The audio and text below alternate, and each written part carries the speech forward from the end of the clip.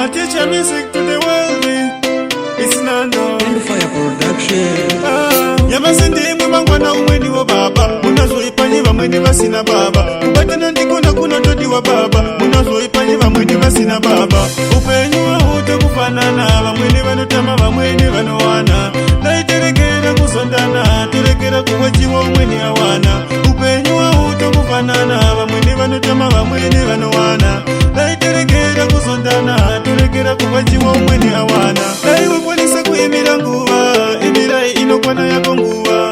Warindiwona vega vanozviziva, kuti unobudirira ripizuva. Usazobata mutombo kuti zvikasike, namatamwariko vanoita zviitike. Kula njeve chako hama kuti ufunjike, masoko angu ndiri kuda azvisisike.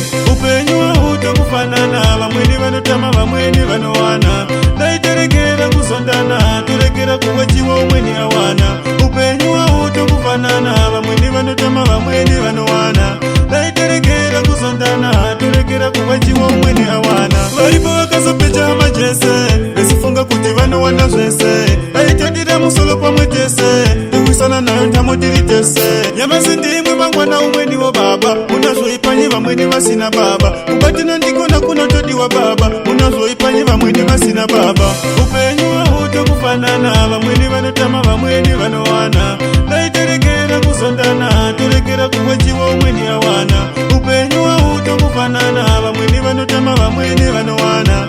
Naiterekera kuzondana, terekera kuwachiwa umweni awana. Naiwe kwanisa kuyemira nguva, emirai inokwana yako nguva. Varindiwona vega vanozviziva, kuti unobudirira ripizuva. Usazobata mutombo kuti zvikasike, namatamwariko vanoita zviitike. Kula njeve chako hama kuti ufunjike, masoko angu ndiri kuda azvisisike. Upenyu hauto kufanana, vamweni vanotama vamweni vanowana. Naiterekera kuzondana, terekera kuwachiwa umweni awana. Upenyu hauto kufanana, vamweni vanotama vamweni vanowana.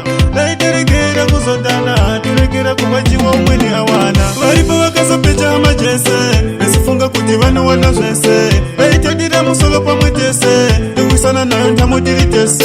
Nyamasi ndimwe mangwana umweni wa baba, munazoipanyi vamweni vasina baba. Kubatana ndikona kuna todi wa baba, munazoipanyi vamweni vasina baba. Upenyu